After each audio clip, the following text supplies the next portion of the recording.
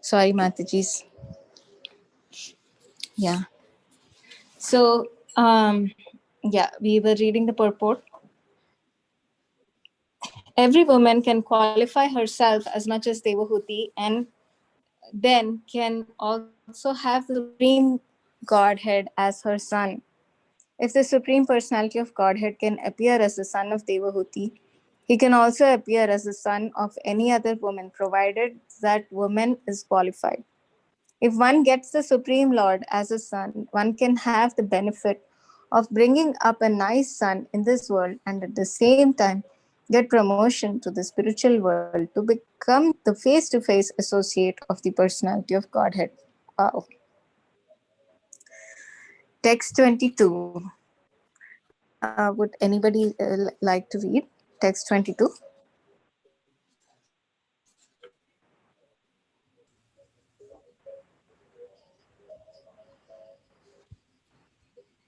Ruchi Mataji, are you there on the call? I see your number.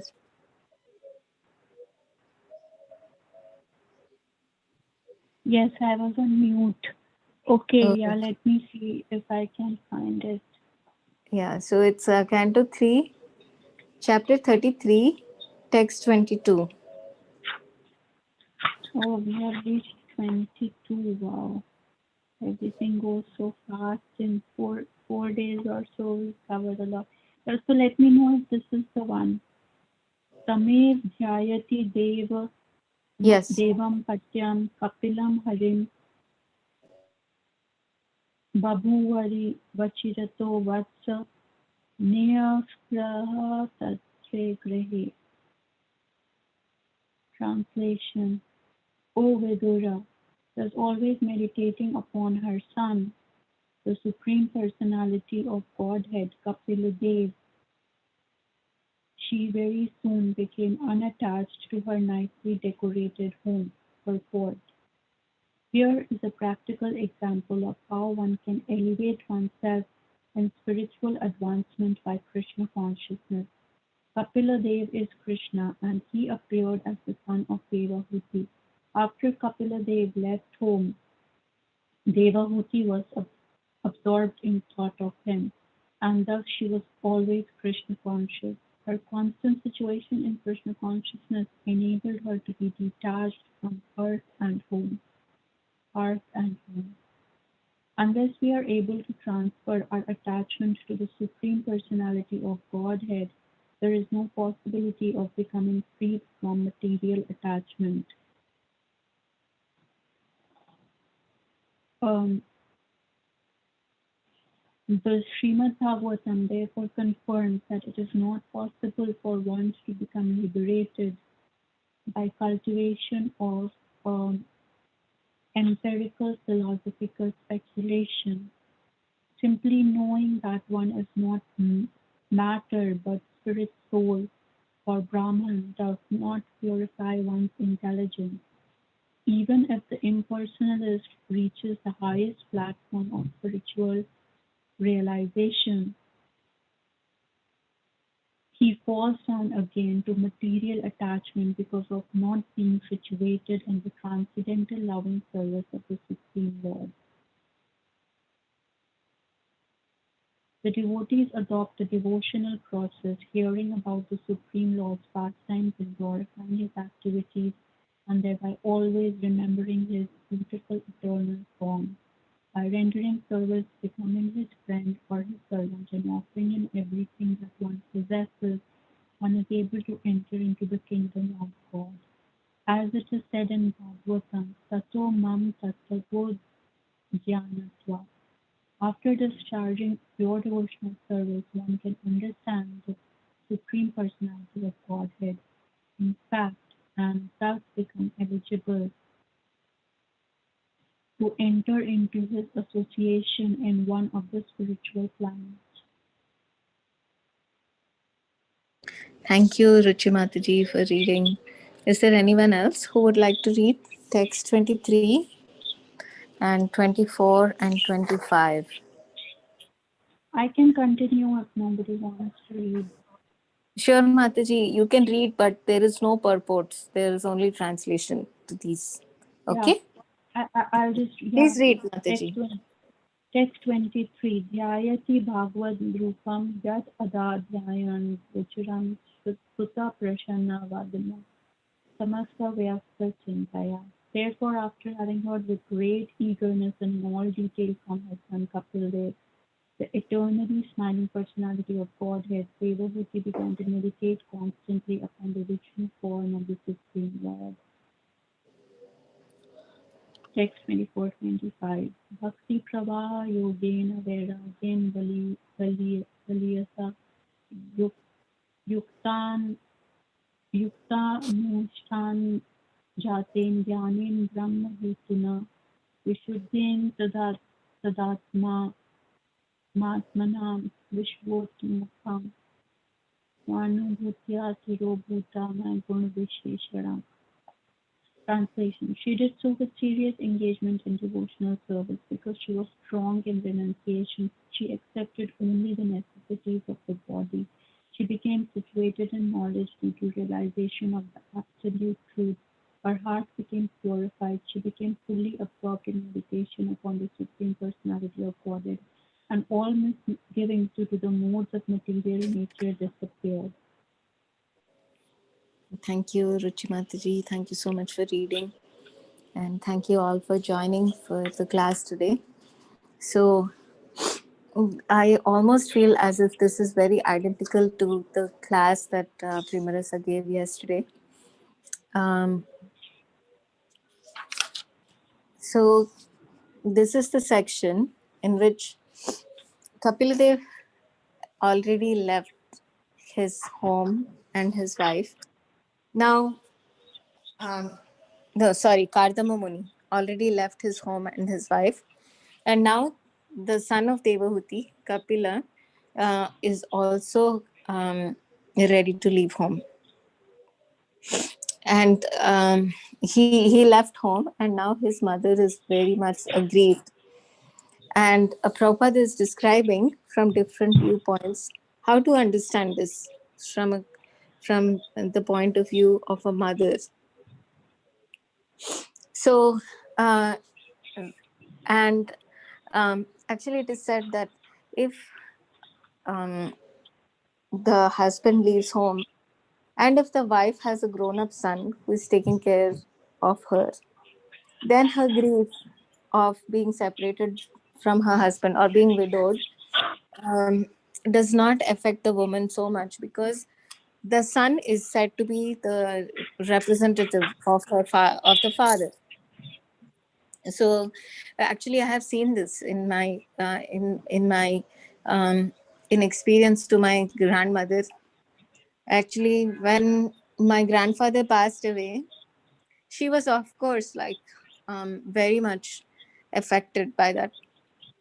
But because my uncle was always with my grandmother and taking good care of her, she was able to manage through the situation, because he was very close to my grandmother, and because of that, she was able to recover from the grief of losing her husband.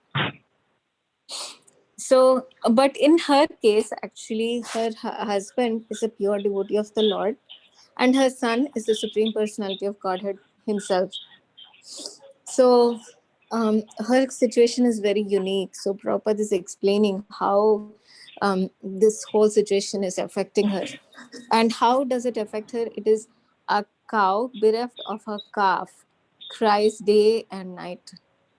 So, once we went to a devotee's home, and another devotee had come to the home program, but he owned a farm and he had just purchased a calf. And all the devotees, like, who were there, in one sense they were expressing their shock. They were shocked because he did not purchase the cow and the calf, he purchased only the calf. So the small baby was actually with the devotee. So the devotees who were from Mayapur, actually they had come to sing kirtan. They were saying, oh, like, one should never separate the cow from the calf. So this is actually true. Like even a human mother or if it's a dog or a cow, they feel the separation from their children, and it's very intense because the mother naturally feels a lot of affection for the child. It's very much in their nature to feel that affection for their children. So when a cow is especially sensitive, there is some noise. Matajis, can you please mute yourself? Those who are not speaking. Yeah, thank you. So, so if by chance, by the will of providence, the cow is separated from the calf, then the mother will cry day and night for the calf. So uh, this is what Prabhupada is explaining in this verses, that Devahuti was extremely aggrieved and she was crying and requesting her friends and relatives, please bring my son home so that I may live, otherwise I shall die. So this is also very similar to what happened to Nand Maharaj and Yashoda when Krishna was separated from them and he went to Mathura. Uh, so it is said that practically they had left their bodies. That was the situation of Nanda Maharaj and Yashoda. The inhabitants of Vrindavan were so aggrieved that without Krishna they could not even think of living. So they had given up like all their activities, and day and night they would think of Krishna and cry. So that was the situation. And that is a similar situation of Devahuti here, because Kapiladev also left home. And but the situation is unique in terms of when Krishna leaves home and when Kapiladev left home, because the entire attention of the father and mother has been shifted to their son. But such attachment is not a material attachment. It is more than a material attachment, because their son is the Supreme Personality of Godhead. And we know from our own experience that we may not think of a person if the person is next to us so much. But when we love someone very much and if they go away from us, then the intensity of feelings for them increases. We keep thinking about them again and again and again. So similarly, like Devahuti was thinking of her son again and again in separation, which is a very more intense sometimes than when the person is with us. So, but because her attachment was transferred to her son, who is the Supreme Personality of Godhead himself, she became free from any amount of like whatever uh, misgivings were there due to the presence of modes of nature. Because of that intense meditation upon the Supreme Personality of Godhead, those modes of material nature and their influence completely subsided. So that is the effect of what happens to us when we meditate on the Supreme Personality of Godhead with intensity. So, um, and Prabhupada is so sweet. He's giving us this assurance that any one of us can actually have the Supreme Personality of Godhead as our son. So, this kind of longing is not bad, to have the Lord as our friend, to have the Lord as our child, to have the Lord as our lover. It is acceptable in spiritual practice, or to have the Lord as our master and we serve him as a servant. All of these are acceptable because Krishna is so kind. When we uh, accept him in any of these relationships, he also accepts us by reciprocating with us. He accepts us in a reciprocal relationship. So Prabhupada is saying that if we just have Krishna as our son, then we can be face to face associated with the Supreme Personality of Godhead in the spiritual world. So he is giving us assurance that this is possible for all of us. And in the next text, it is um, given that one can actually transfer all of one's attention to the Supreme Personality of Godhead, all of our attachment to the Supreme Personality of Godhead, and become free from material attachment. So Devahuti, although she was the princess of the entire planet, and then she became the wife of Kardama Muni, and she lived as an ascetic to serve her husband. And now she is in a very well decorated, beautiful home, but she is very detached from everything. So, all this is possible because she had become attached to the Supreme Personality of Godhead. So, this is the way to become detached from the material world. Unless there is factual attachment to the Supreme Personality of Godhead, one cannot become detached from the attractions of this material world.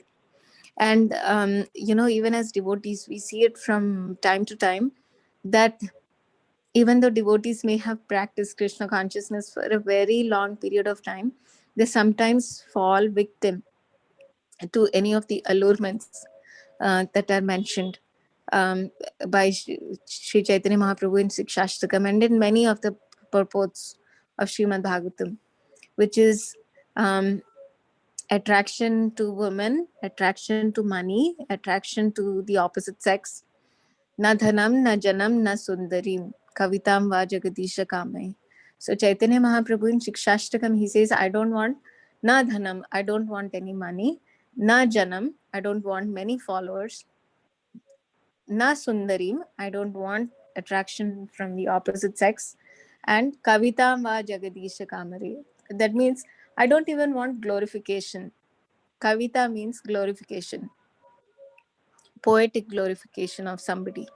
And Chaitanya Mahaprabhu says, I don't want any of these. But what do I want? Mama Janmani Janman Ishware. I want you to be my master, life after life. And Prabhupada says, when Chaitanya Mahaprabhu is saying life after life, it means that he doesn't even want liberation.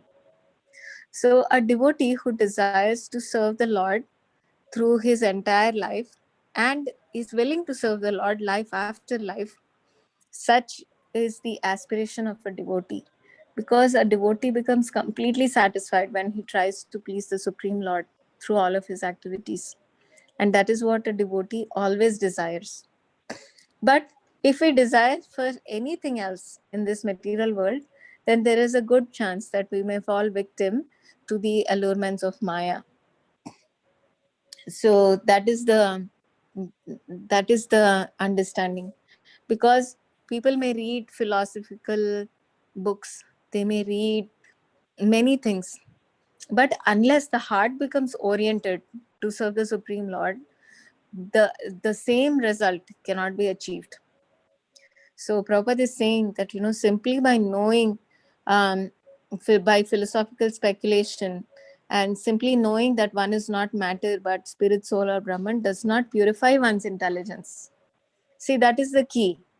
When once the heart becomes attached to the Supreme Lord, then there is no danger of falling down, because the Supreme Lord will come every time to protect his devotee.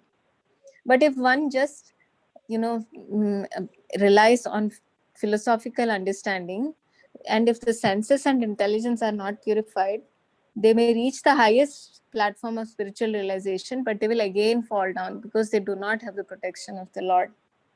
When a devotee is attached to the Supreme Lord, the Supreme Lord is obligated to reciprocate with the devotee by making him pure, by making him attached to him, by protecting him against the modes of nature. But when such protection from the Supreme Lord is not there, and one just relies on their intellectual capacity, then there is every chance that they may fall down. So that is the thing. So, yeah. So there are many ways in which like devotees can become attached to the Supreme Lord. And the primary way is by hearing about the beautiful pastimes of the Lord and glorifying his activities and always remembering his beautiful eternal form.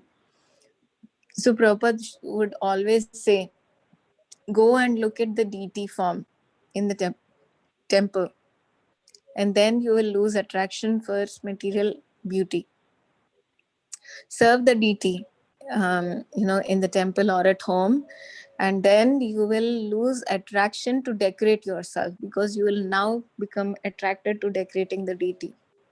So similarly, when we glorify the Supreme Lord, we will lose attraction for material and mundane topics and subject matters. And the more we become associated with the Lord, the intelligence becomes purified. The modes of material nature do not have a grip or a hold on us. So at any point of time, the best thing for anyone to do is, instead of engaging the tongue and ear in hearing so many mundane topics, one should become attracted to hearing the pastimes and glorifications of the Lord. And by such attachment, one becomes eligible to become transferred to the spiritual world and become an associate of the Lord. So, Devahuti was, um, she was a very great personality. And because she was so seriously engaged in devotional service, by constantly meditating on her own son, who was the personality of Godhead, her heart became completely purified. She accepted only the necessities of the body. She became situated in knowledge due to realization of absolute truth. And she became fully absorbed in meditation upon the Supreme Personality of Godhead. And all misgivings due to the modes of material nature disappeared. So, this is the beauty when we can transfer our attention to the Supreme Lord, and we get many opportunities, many ways of doing it. And one of the most important way is by chanting of the holy name of the Lord. When we glorify the Lord by chanting his holy name, we get a very good opportunity to meditate upon him, because Krishna's holy name and Krishna are non-different. In this Kali Yuga, um, Krishna has descended himself as Krishna Nam. So Krishna's name and Krishna are non-different. Um, it and in Kali Yuga, the best way is to purify ourselves by chanting the Hare Krishna Mahamantra. And a devotee should always be eager to associate with the Lord in that form. Usually, there is some resistance to chant the holy name of the Lord because the mind is very strong. So it brings about resistance. But by understanding the philosophy and the importance of chanting the holy name of the Lord, the importance of becoming connected with the Lord um, through the parampara by chanting of the holy name, one becomes more and more properly situated in Krishna consciousness. We have to develop some eagerness to associate with Krishna as his holy name. And that will happen in the association of devotees. So, but by such meditation on the Supreme Lord, these are all the beautiful things that come to a devotee. A devotee like may not get materially situated. It is not necessary for from a spiritual perspective. Material conditions are not so important. And sometimes this can be very bewildering, because one sometimes may see a devotee is very poor, a devotee may be deceased, and a devotee may have some defects. But from Krishna's viewpoint, Krishna rewards a devotee by always protecting his consciousness. And what that means is all these things. The heart becomes purified, they become fully absorbed in meditation upon the Supreme Personality of Godhead, and all misgivings. So, what are all those misgivings? The misgivings are lust, greed, anger, pride, illusion, madness, fear, all these things which actually plague the heart of a conditioned soul and come always keep him in an agitated way. All these things, leave the devotee. So we can see from the examples of Prahlad Maharaj, he was constantly remembering the Lord. From the example of Dhruv Maharaj, from the example of Devahuti, from the example of the Pandavas, it was not that they were materially well situated, but in our conditioned state, like we sometimes may desire for being materially well situated. But from a transcendental perspective, when we become devotees of the Lord, the devotee gives us these spiritual gifts. So this is the test of someone advancing in spiritual life. Of course, the Lord will also protect a devotee materially, but the highest benefit is that one becomes more and more attracted to the service of the Lord. One becomes more and attracted to chanting the holy name of the Lord. One becomes attracted to reading Srimad Bhagavatam. One becomes attracted to serving the devotees of the Lord. One becomes attracted to living in holy places like Vrindavan, Mathura, Mayapur, um, all these holy places, Dwaraka, or one becomes attracted to going to the temple of the Lord. So these are all the gifts that Krishna gives in reciprocation to the devotional service that is done to him. So we can begin our discussion here. I will stop and then devotees can share.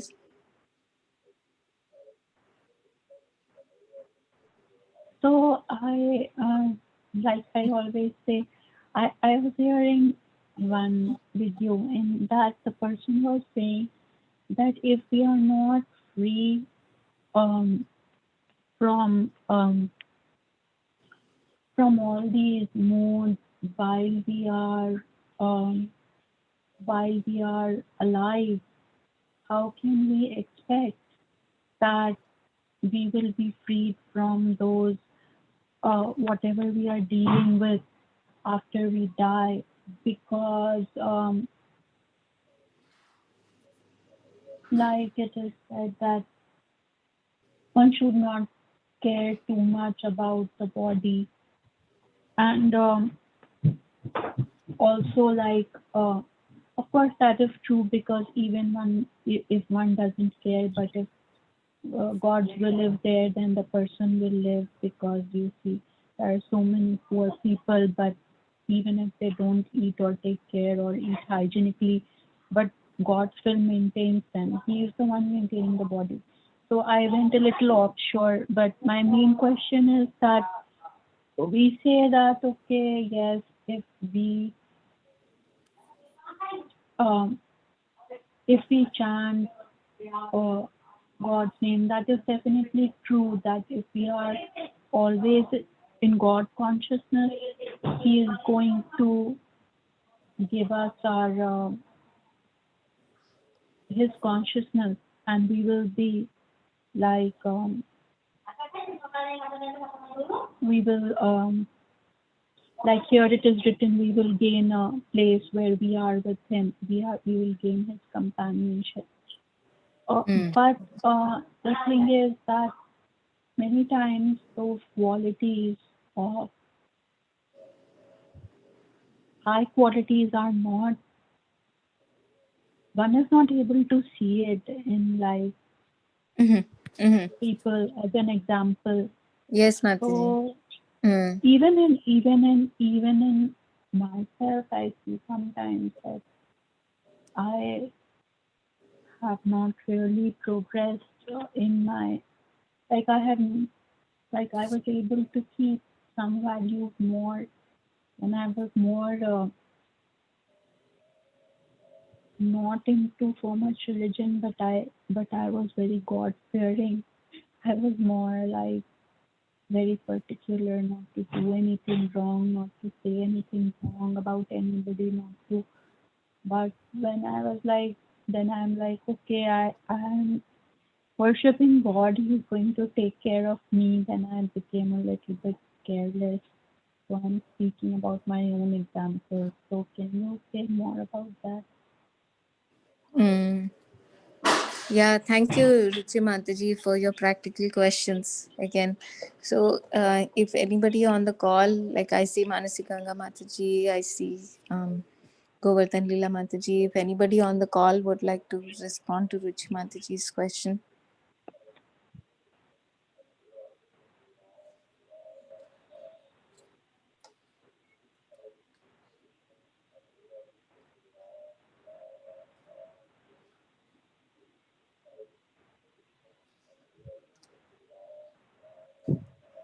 Mataji, would you like to say anything?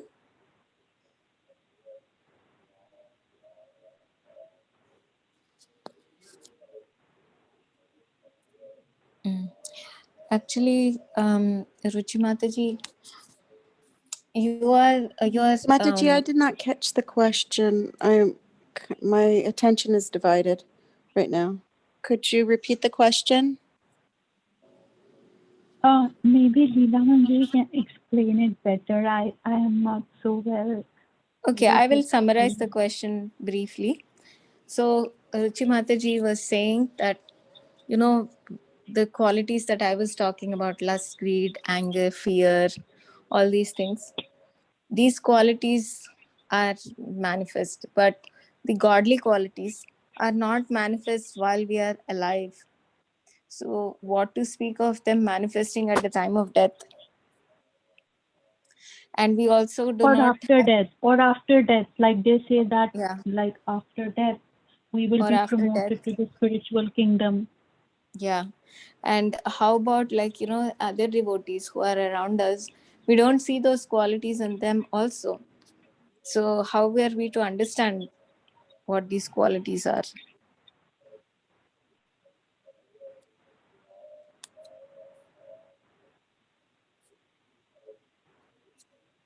Is it clear, Manasi Ganga Mataji?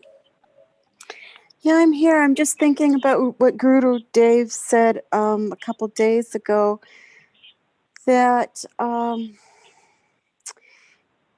what he did say was that as one progresses in spiritual life, when one chants attentively, when one's relationship with the Lord it becomes more solid, and one begins to love the Lord, his qualities will be decorating the devotee. So, I mean, that is actually kind of an indication that their devotional life is is good. I mean, it's like I was reading a book also. I think it was, um, I think it was a commentary to Srimad Shiksha, where, like, you cannot say that, yeah, it was, that someone who is, let's say, not progressing, like, you can see it in their actions. Their actions are a reflection of their heart. And so, and someone who is progressing, you're going to see it in their actions as well. Um, it's not something that can be hidden. It's not something that can be, you know, put behind a curtain. I mean, all one's words, one's actions are going to be apparent, and of course, one's qualities. So they are all indicative of one's relationship to the Lord. Um, but we're all, even the advanced devotees in our temple, they're they're gonna still have bad qualities and bad behavior at times and bad, words. Pure devotees, on the other hand, they're decorated with all these good qualities of the Lord, though. So, and that's gonna be showing in their actions, their words, and just who they are. So, I mean, that's just between what Guru Dev said and what I've read. I think that it all depends on one's association with the Lord, and how does one get that association with the Lord. It's what Leela Manjari has just said. It's with attentive chanting, with with serving the Lord with the intention of pleasing Him. All those things are going to get the Lord's attention. And when you have the Lord's attention, and your relationship is grows, then all those qualities, those good qualities, are going to show. So I mean, if you say, well, you don't see it in the lives of the devotees necessarily, I would also say that the one has to also look within, because the way you one's view of the the world and others, it's coming from your, like, if I look at someone and I see good qualities, it's kind of indicative of what my heart is. If I look at that same person, or another person looks at that same person and they see bad qualities, that's indicative, it's indicative of one's own heart too. So whether you're looking at someone and seeing the good or seeing the bad, it's a reflection of one's own heart. So I guess those are just pretty much the 2 points that I have to say with regards to that. Mataji.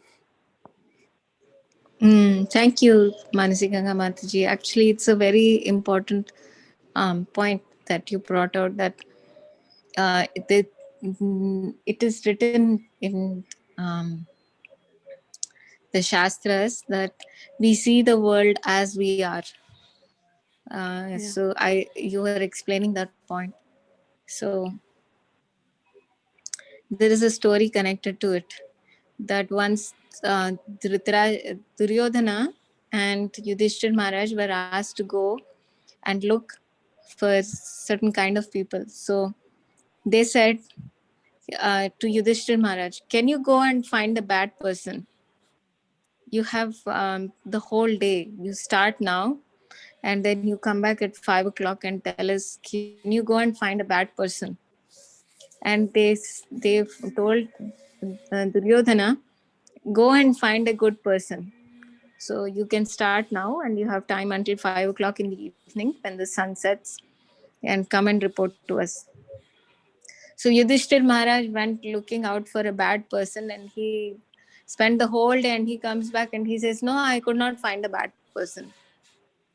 And Duryodhana also comes back and he says, I could not find a good person. So they were looking at the same place, but because they had different inclinations, one could not find a bad person and one could not find a good person. So, but at the same time, we cannot be blind. There are certain things which are not acceptable. Um, so, but at the same time, we have to rely on the Lord to correct and rectify the devotee in many circumstances. Ruchi Mataji, what do you feel? What do you think? Thank you, both of you, for the nice discussion. That the more I really believe it more now, that the more we take God's name and we're trying to at least um, trying to be at least thinking about God, and trying to chant His holy name, then slowly He will give us good qualities. Because yes, that's very true. That how we see the world, and also like how I was hearing today. I just wanted to share that what is the biggest punya, or what is the biggest credit one gets for doing all the bhakti. And um, so the answer was that being able to chant God's name, being able to hear about God is the biggest punya anyways, because it's not so easy for people to get away from uh, the material world, and also because of past inclinations, it is not so easy to get a chance to hear about God, and try to associate with Him. So yes, I mean, the more we build up those qualities, But many times I've seen that when the test for it comes, it is all nice to like hear about this and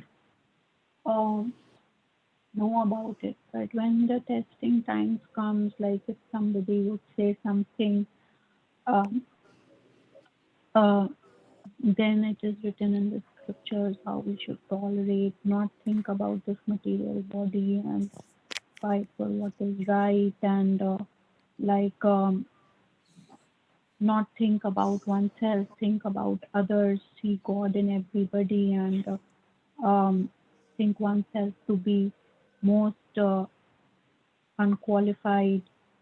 But when somebody insults or when the ego gets hurt, the false ego gets hurt, then it is very difficult to bring it into practice, no matter how much I know in my heart that you know. But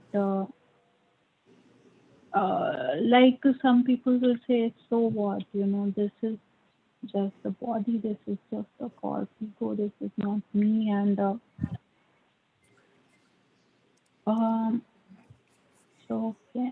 So like I feel that. Do you think that chanting God's name for a long time will affect those things if a person does not make a honest endeavor from their own side?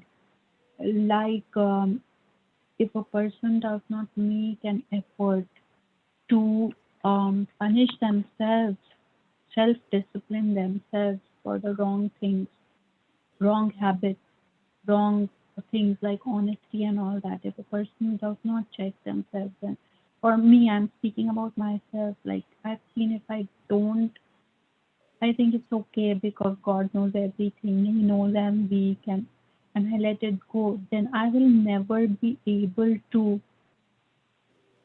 um never be able to what I should say um overcome those bad qualities just by taking God's name. He can tell me the wisdom that by reading the scriptures that yes, this is wrong to like react like this because uh, we are getting the result of our own actions somehow. If a person is, or um, if some like bad thing is happening, it is a result of some bad deed done, and just tolerate it, and um, Yeah, I it is. understand your question, Ruchi Mataji. I think I understand your question. And I will share a little bit, and then other devotees can also share what I have experienced from chanting of the holy name and associating with devotees. Is that if previously I was insulted by a person, then I would hold that hurt feeling in my heart for years and years. Sometimes for years and years.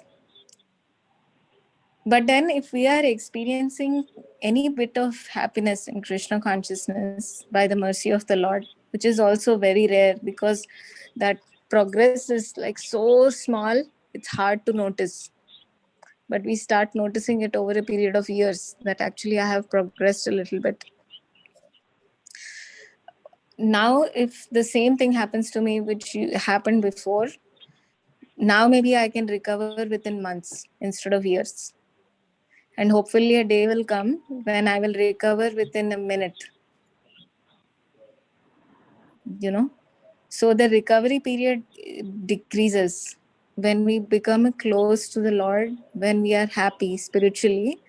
Then how we recover from material setbacks, the period of time, how quickly we recover, it starts diminishing. That's of my experiences. And the second thing is that if I am happy spiritually, like if I'm well situated spiritually, what I see is it's very easy for me to forgive someone. Otherwise, it's more difficult. I just go on holding it in my heart, like for no good reason, because I'm not going to go and do something harmful for them, but I just hold it in my heart for too long, which is not good. at all. But by spiritual practice, what I have seen is, yes, what you're saying is true. It's not enough to just chant the holy name. We can pray to the Lord that, my dear Lord, like, please help me overcome my weakness. So we can also pray to the Lord. Even that is helpful. And then when the right time comes, for example, if my weakness is to eat too much when I'm feeling hurt, then even at that right time, we can also try to restrict ourselves instead of gluttony, like, just loading myself when these Yeah, negative that emotions come. happens to me a lot. That happens to me a lot. I Yeah. So totally, instead these of days, doing that, I let me cannot. divert my attention. Let me go and listen to a class. Let me go and listen to Srimad Bhagavatam class. Let me go and chant the holy name. Let me do some service for the devotee. So a lot of responsibility depends on us also. How we give direction to our mind when it is beating us up with all these emotions. Thank you so much. Yes, it happens to me a lot. I cannot control when like if somebody tells me to fast, especially these days, I will eat like 6 times. It's like really uh, it's like okay. So if I'm supposed to fast, I will eat 6 times. Normally I eat maybe 2 times, but then if somebody tells me you have to fast today, then I will definitely eat 6 times. That's how weak my mind has become. And so I'm thinking like, how should I like even if I pray to God, God, what is happening? Help me with this. I don't see a solution. Like so, Mm-hmm. Yeah, so but it's just like don't give up, Ruchi Mataji. That's all I can say. Because once we give up, then there is no progress. But as we keep trying and trying and trying, that's why bhakti is called as cultivation, not just bhakti. Any habit in our life is a cultivation. Cultivation means we keep trying and trying and trying, and we make slow progress. At least in my case, I've seen the progress is extremely slow. But we have to try. Once we give up trying, then there is no progress. But even though if it is difficult, if we just keep trying, then there is always hope.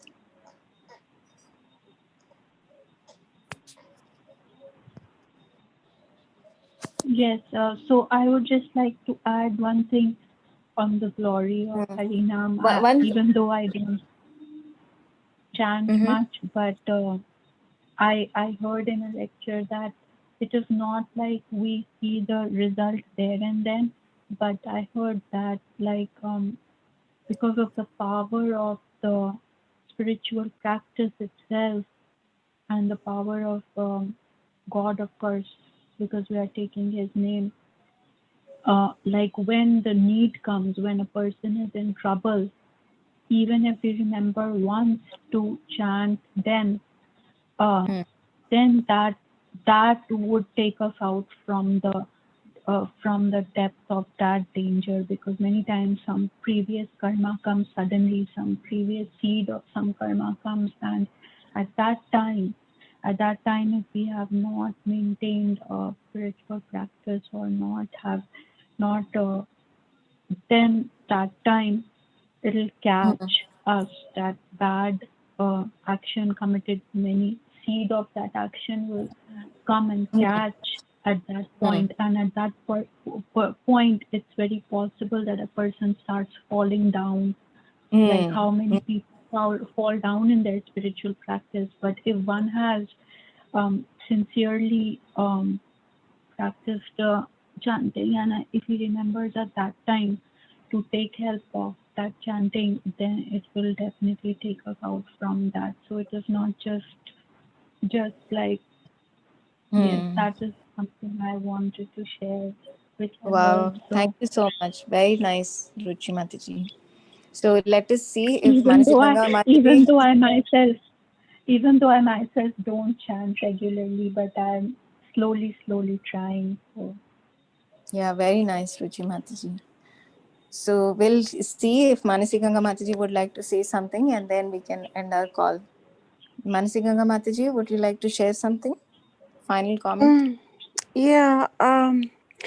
So the chanting, not only it helps at the impact of some kind of distress that's coming into one's life, but I think it um, it opens one up to the understanding that Krishna is involved in our life, and that when distressful things, which are coming, like you said, from our karma or whatever, when they come to us, I think it opens up one's eyes that, okay, what is it that I need to learn from this? You know, there there's a reason for it, and so it has the immediate effect, and then it has just a long term effect as well. I think it helps one's consciousness to understand as things come within, into our lives. It gives us a an ability to maybe understand, and the chanting also gives us as one becomes more and more attached to the Lord, one becomes less and less attached to the material world. So, they're inverse relationship. One becomes attached to God, and then your material attachments decrease. So as that's happening, you know, you're you're not as affected as much. Your expectations change, and you're not as affected as much as distressful things come into your life. You you're better equipped um, to understand them and to not be affected negatively. So I think that, and then I was just, it also brings one, like, one's own qualities. I'm going to go back to something you said earlier. You were saying how, um, is chanting enough? And I'm going to agree with Leela Mandre. No, it's not enough. So she brought up some other things to do, pray, etc. But also, it one is one it takes one's endeavor as well, because when you chant and you're chanting regularly and with attention and over long periods of time, it brings out your bad qualities. And I think that it allows you to look at yourself and you know look at who you are a little bit more clear. And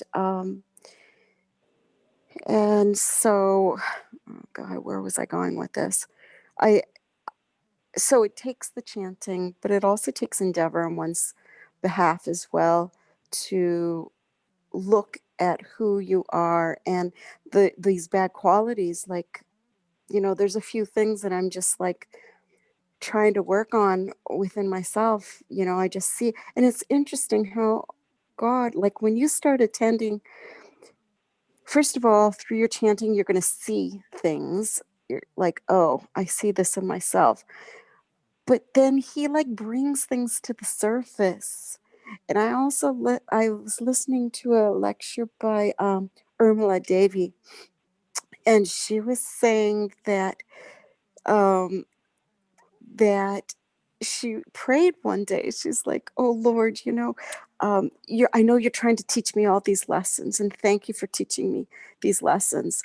Um, but can you just do me a favor?" She goes, "Oh, she's a teacher also." She goes, I'm a teacher. You're a teacher."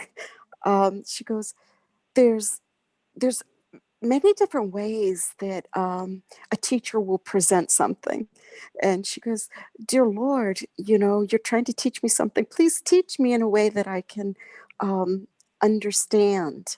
and so that I can try to improve myself for this one bad quality that I have or whatever. I just anyway, I don't know if I presented it in a way that that's understandable, but I that lecture just is brought to my mind when you were talking about, is it just chanting? No, it definitely takes endeavor, and like Leela Manjari said, it takes prayer too. So that's what I have to say, Mataji. Yeah, thank you so much,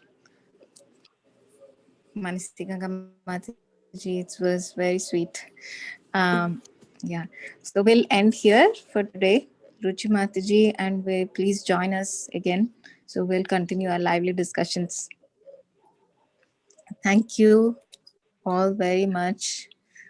Srila Prabhupada ki jai, Oh, Srimad hold on. Bhagavatam ki jai. Yes, Oh, Mataji. I was just going to say that Ruchi Mataji, there's we have Mangalarti every morning on Oh, she Zoom. left the conversation. Oh, okay. I was just You going to can call invite her, her. Mataji. You can call her. Oh, okay. Okay. Thank you. Hare Yeah. Krishna. Hare Krishna. Jai.